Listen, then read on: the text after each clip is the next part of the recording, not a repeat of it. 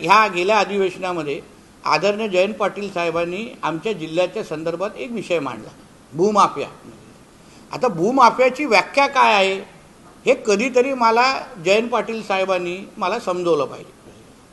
जे लोक आपले स्वतःची प्रायव्हेट जमीन कोणाचीही जोर जबरदस्ती न करता स्वतः संबंधित मालकांशी म्हणजे देणाऱ्या लोकांशी बोलतात, त्यांच्याकडून जमीनचा दर स्वतःच ठरवतात, त्याच्यामध्ये सरकार कुठेच नसता, स्वतःच त्यांची आपसातले तो व्यवसाय ठरतो, डील ठरते, ते लोक पैसे घेतात आणि आपली स्वतःची प्रायव्हेट जमीन आम्ही ताजला विकतोय, विविध टाउनशिपला विकतोय. मग ते भूमाफिया कसे झाले? भूमाफिया कोण असतात? जे जोर जबरदस्ती करून एग्रीमेंट मारतात ना, त्यांना भूमाफिया म्हणतात. आता ह्या जे काही इंडस्ट्री जी आपल्याकडे येते आहे ना, त्याचं स्वागत करायला पाहिजे ना. आता मला इथे वाघोटनमध्ये आम्हाला त्यांना शिपयार्डसाठी जागा द्यायची आहे महेश, मग जमीन कुठून घेणार? मग ते पण भूमाफिया आहेत का? बोला ना तुम्ही. देणारा लोक भूमाफिया की घेणारा? हा जो शिपयार्ड टाकणारी जी ही कंपनी आहे ती भूमाफिया आहे का? त्यांच्या कंपनीमुळे त्याच्या फॅक्टरीमुळे अगर आपल्या घराची मुलांना नोकऱ्या भेटत असतील ते भूमाफिया झाले कसे? ते जयंत पाटील त्यांच्या सांगलीमध्ये जमीन विकत असताना भूमाफिया बोलत नाहीत, पण आमच्या सिंधुदुर्गामध्ये बोलताना भूमाफिया म्हणतात. त्यावर बोलताना खासदार अरविंद सावंत असं म्हणतात की तुम्ही राम मंदिराच्या चोरीच्या विषयी बोला, तुम्हाला आता जिहाद का आठवतोय आणि तुम्ही आमच्या मंदिरांवर जिहाद केला. एक लक्षात घ्या, आमच्या हिंदू समाजाचे किंवा हिंदू धर्माची, सनातन हिंदू धर्माचा आम्ही गौरव का करतो, विशाल हिंदू धर्माला का मानतो? कारण का आमच्या भगवद्गीतामध्ये चांगल्याला चांगलं म्हणणं आणि वाईटाचा विरोध करणं हे उल्लेख केलेला आहे. जेव्हा जेव्हा हिंदू धर्मामध्ये अशा पद्धतीच्या काही चुका झालेल्या आहेत तेव्हा आम्ही खुल्या मनाने त्या स्वीकारलेल्या आहेत.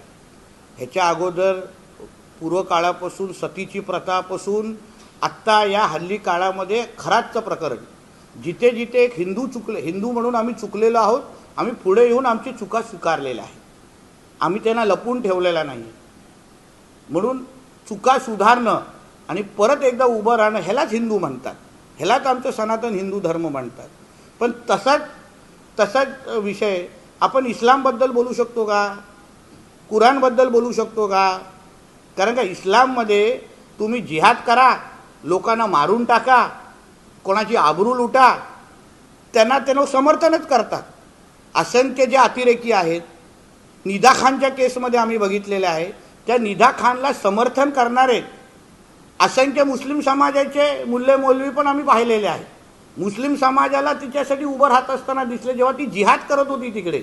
पण तसं अशोक खराच्या बाजूला आमच्या हिंदू समाजाचा कोणच व्यक्ती उभा राहिला नाही. ह्यालाच हिंदू समाज म्हणतात. आणि म्हणून अरविंद सावंतांना सांगीन, तुम्हाला कदाचित हिंदू धर्म कळलेला नाही, तुम्ही भगवद्गीता परत परत वाचा, तुम्हाला कळेल. कुराण थोडं बाजूला ठेवा आणि हिंदू आणि भगवद्गीता वाचा, जेणेकरून चुकायला चूक म्हणणं ह्यालाच हिंदू धर्म म्हणतात.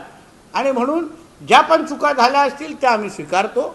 येणाऱ्या काळामध्ये आमच्या देवळांकडे, आमच्या धर्मस्थळांमध्ये अशा चुका होऊ नये या पद्धतीची भूमिका राम मंदिरामध्ये मान्यवरांनी घेतलेली आहे, सगळ्याच लोकांनी घेतली आहे. पण कुराणमध्ये आणि इस्लाममध्ये होणाऱ्या चुका ते मानणार आहेत का, हा प्रश्न विचारण्याची हिंमत अरविंद सावंतांनी तिथे पण दाखवावी.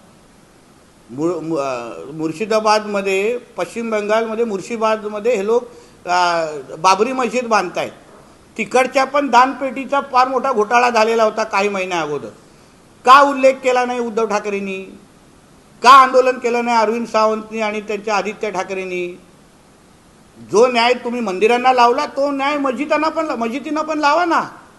म्हणजे जिहादांची आणि पाकिस्तानाची भाषा आज अरविंद सावंत आणि त्यांचे उद्धव ठाकरे जी बोलतायत असा माझा स्पष्ट आरोप आहे.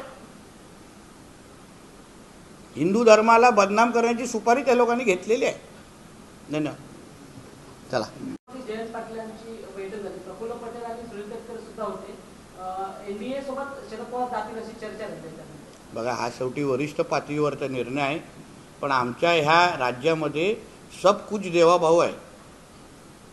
सगळे रस्ते, सगळ्या ज्यांना आपलं आयुष्य बनवायचं आहे आयुष्य सुखर करायचं आहे त्यांनी देवाभाऊच्या मार्गावर जावं. आणि म्हणून ज्यांच्या तुम्ही नाव घेतलं आहे, पहिलं तो राजमार्ग होता सागरपर्यंत, आता तो राजमार्ग आहे वर्षापर्यंत. म्हणून आमच्या या महाराष्ट्रामध्ये सब कुछ देवाभाऊ हे एकवर आमचं राज्य चाललं आहे. सर, मतदारसंघ पुनर्रचनेची जे विधेयक होतं ते पुन्हा मांडलं तर शरद पवारांची राष्ट्रवादी त्याला सपोर्ट करेल असं अमित शहाच्या बैठकीत सर्वपक्षीय बैठक झाली त्यात सुप्रिया सुळेंनी माहिती दिली. चांगली गोष्ट आहे, सकारात्मक गोष्ट आहे. शेवटी मतदारसंघ पुनर्रचना ही आज आपल्या देशाची गरज आहे आणि म्हणूनच केंद्र सरकार त्या दृष्टिकोनातून पावलं टाकतं आहे. वाढलेली लोकसंख्या आणि बदललेली डेमोग्राफी या दृष्टिकोनातून मतदारसंघ पुनर्रचना होणं गरजेचं आहे. आणि सुप्रिया सुळेताईंनी अगर सकारात्मक भूमिका घेतली असेल तर त्यांचं मी आभारी मानतो आणि अभिनंदनही करतो.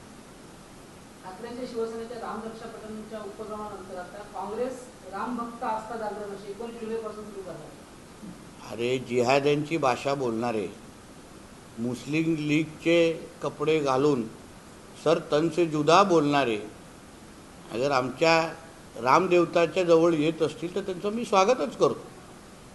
बघा, घर वापसी करणाऱ्या प्रत्येक व्यक्तीचा मी हिंदू समाज म्हणून मी त्यांचं स्वागतच करीन. काल त्यांना सर तन से जुदा अल्लाह ओ अकबर शिवाय काय सुचत नव्हतं आणि आज त्यांना जय श्रीराम म्हणायचं अगर सुचत असेल तर एक हिंदू म्हणून मला ह्याचा अभिमान आहे. म्हणून काँग्रेस असो, उभाटा असो, ज्यांना आपल्या परत धर्माकडे यायचं असेल, घर वापसी करायचं असेल तर त्यांना हात पुरे करून आम्ही त्यांचं स्वागतच निश्चित पद्धतीने करू. संजय राऊत असं म्हणतात की एकनाथ शिंदे दिल्लीला जाताना महाराष्ट्रातून चोरी केलेलं गाठोडं घेऊन जाऊन अमित शहाना भेटतात. अशा प्रकारची आता तो त्यांच्या गाडीचा ड्रायव्हर तर नाही ना. ते एकनाथ शिंदे साहेब दिल्लीला जात असताना काय घेऊन जातात हे त्यांच्या ड्रायव्हरनाच माहिती असेल.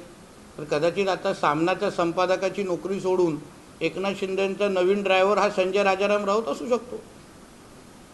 आपल्याला जसं आता चिपी विमानतळ पण तुम्हाला सांगतो, 2 फ्लाईट फ्लाय 91 आणि इंडिगो या 15 ऑगस्ट फ्लाय 91 तर 15 ऑगस्टच्या अगोदर सुरू होत आहे. सगळ्या परवानग्या करत ACS ट्रान्सपोर्ट म्हणजे सचिव ट्रान्सपोर्टनी फायनल रिपोर्ट केंद्र सरकारकडे पाठवलेला आहे.